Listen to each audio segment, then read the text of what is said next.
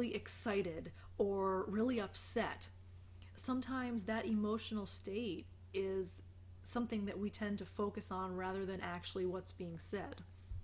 So those unchecked emotions are listening barriers. And then speech rate versus thought rate, very interesting. We can speak at around 125 words per minute, but you can think at more than 600 words per minute. So if you think about that, when someone is speaking, they're speaking about a quarter as many words per minute as your brain can be thinking simultaneously. And so that can be a challenge, because if someone is only speaking a quarter as quickly and your mind is racing 4 times faster, there's no way you can attend to what that person is speaking. So you can use this as an advantage by using the extra time to summarize what the speaker is saying. So if you recognize that your brain is getting carried away, you can say, okay, let me spend a few seconds and paraphrase what I'm hearing from that person. Okay, another listening barrier, shifting attention. And there's kind of the men versus women thing here again. Men tend to focus on one thing. And the very common, everyday example is men are oblivious during a game. So, they're only focused on the game, and, women can have conversations with them and they don't remember them and they just go, and, they weren't even paying an ounce of attention. Women are statistically, this is not just because I'm a female, women are statistically better at shifting between two messages. So they are able to talk during the game and notice what's going on around them. And arguably, I think it's probably a maternal instinct, because, I have an almost 2-year-old, and I think women are just programmed to be able to watch a child and watch TV and, do multiple things, because that's the way that we have to be appropriate caregivers. So I would argue that that may be just like the maternal instinct that we have, but men do tend to have more difficulty shifting attention. So men will tend to focus on one thing, women will be able to shift back and forth a little more effectively. So with this listening barrier, do you think self-diagnosis and enlightenment will work? If you say, okay, and there are women who do not shift attention well, like my mother, not a good multitasker. So it's not universal just to men. So if you say, yes, I'm one of those people that I really just focus on one thing and it's really difficult for me to focus on more than one, so you acknowledge that and you enlighten yourself about it. Okay, well, I'm going to work on, being able to focus on more than one thing. Do you think that that is enough? Information overload, another listening barrier. We are constantly bombarded with sight and sound images. And, I mentioned before that with all of our senses being overwhelmed at once, it can be really overstimulating, really difficult to pay attention to one thing over another. So be alert for information interruptions. So, we have the whole idea of sight and sound and smell and all of those things, information overload coming in. Don't assume just because you're ready to talk that the other person is ready to listen. And information interruptions, that's kind of, just my little phrase for it. But essentially what I'm trying to say there is, just because you have information that you want to get out there doesn't necessarily mean that it's the right time to do that. And when we get information overload, we tend to just respond and react rather than actually taking the time to say, okay, is this an appropriate point to do this? Is the person ready to hear this message, etc.? Okay, and then external noise. We talked about emotional noise.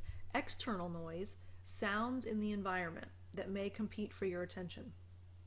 So, what are some examples? What are external noises that you might really have a difficult time listening if that's going on? Now, as your challenge, you can try to power through that. So, I'm just not going to pay attention to that noise and I'm going to really try to focus, or change your environment. And sometimes that's not possible or feasible. So what sounds in an environment could compete for your attention, for you specifically?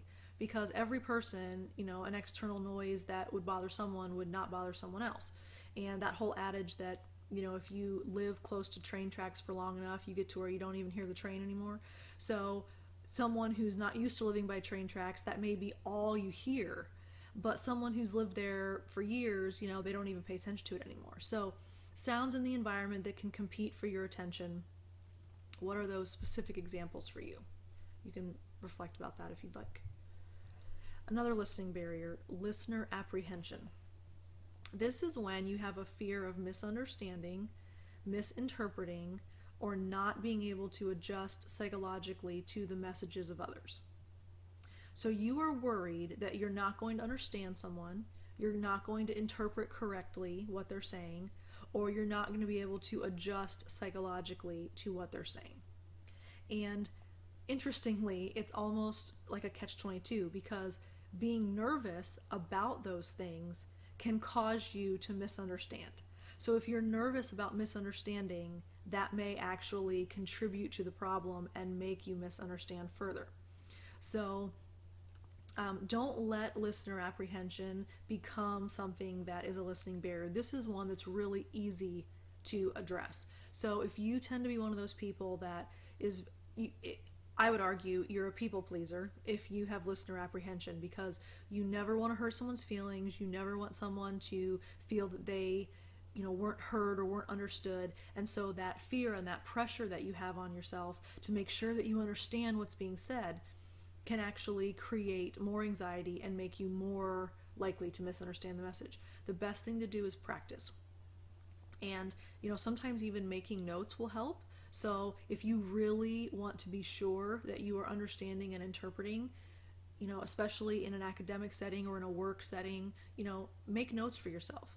And some people are not list people or note people, but I happen to be one, so I jot lots and lots of things down, and it kind of frees my brain from the pressure of having to remember everything and make sure that everything is all situated in my head.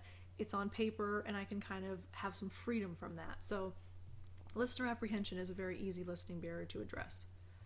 So one of the opposites of a listening barrier is effective listening, and paraphrasing is a very effective listening skill. So what is paraphrasing?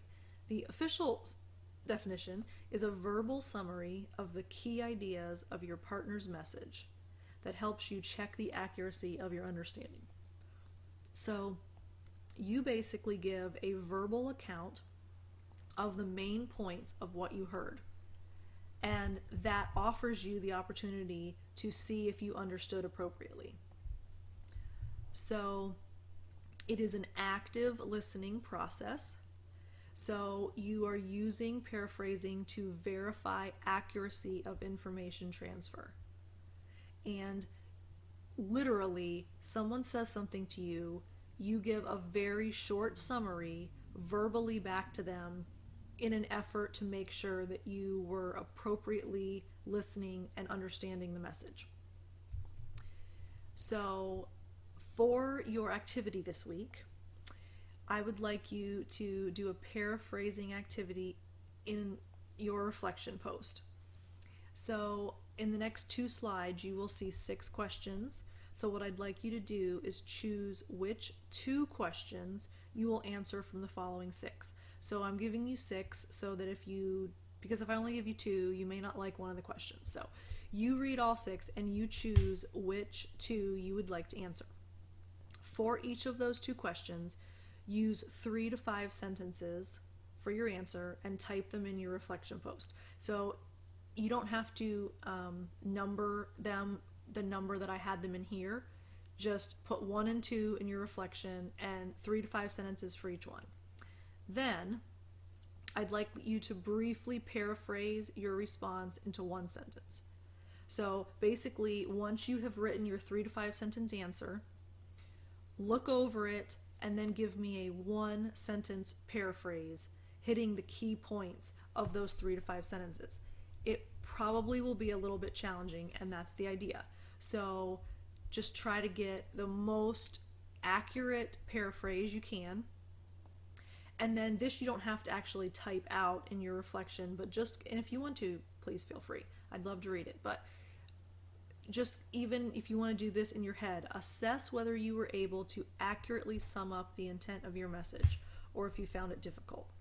Because think about it, if you answer 3 to 5 sentences, and actually this activity is designed to be done in groups in a classroom setting, so I'm modifying this for you all for the online. What I normally have students do is pair up, and you actually have to listen to 3 to 5 sentences from your partner, and then you have to verbally paraphrase back to them. So I'm kind of modifying this a little bit. I want you to actually paraphrase your own 3 to 5 sentences. And then I want you to be able to determine whether or not you can paraphrase accurately and condense enough that your message is not lost. And so here are your 6 questions to choose from. If you had 2 weeks vacation, what would you like to do? If your house were burning and your family and pets were safe, what would you go back inside to save? If you could have dinner with anyone who lived at any time, who would it be and what would you discuss? If you had to live without any one body part, which one would it be and why? If you won the lottery, what would be the first thing you would spend money on and why? And if you could learn to play one sport like a champion, what sport would it be and why? So these are the 6 questions that you will choose to answer in your reflection post. 2 weeks vacation, what would you do? House were burning, family and pets were safe. What would you go back inside to save? Dinner with anyone who lived at any time, who would it be? What would you talk about? Live without a body part, which would it be? Why? Won the lottery, first thing you'd buy, why? If you could learn to play one sport like a champion, what would it be and why? Okay. If you need a break, I understand. Feel free to pause if you want to grab a snack or a drink or use the restroom or whatever. If not, we're going to truck along. So, what are trigger words? Before I get into all of the details, what are trigger words? What's the first thing you think of when you hear that? Trigger words. I would like you to, on your piece of paper, whatever you have in front of you, make a list of red flag or trigger words. And just in case you don't fully understand what I mean by that, because those are kind of idiomatic phrases, words that have a powerful connotation for you that would interfere with your listening ability. So what are words that you would hear that would distract you enough that you're no longer able to listen effectively? So for example, did I miss anything important in class yesterday? What might have been said in class that would have distracted you enough that you were not even able to focus on, what was being said in the classroom? So make a list of your red flag or trigger words that have interfered with your listening ability in the past. And now I would like you to make up a paragraph, and you're probably going to have to pause me here, so that's fine. Make up a paragraph using your word list and read it aloud. So once you have your trigger words written down, and you don't have to have a ton, but try to at least come up with a few, because your paragraph's going to be a little lame if you only have like 1 or 2. I would say you need at least 5. 10 would be great. So once you have 5 or 10 trigger words, make up a brief paragraph, and your paragraph is not really, it's going to be like a Mad Libs thing. It's probably not going to make a whole lot of sense. But the intent is, I would like you to have something you can read out loud to yourself that has a lot of your trigger words in it. And I'd like you to monitor your reactions and see if you can keep your attention on the paragraph. So after you do that, notice how you begin to feel about the message and what you can do about your feelings. And so obviously I'm not going to ask you to post your trigger words. I'm not going to ask you to post your paragraph. But if you would like to reflect on your reactions from this activity and how you felt about the message and what you had to do about your feelings, that would be a very appropriate reflection. Because this is important. If we're thinking about listening skills, we have to identify things that cause us not to listen effectively. And trigger words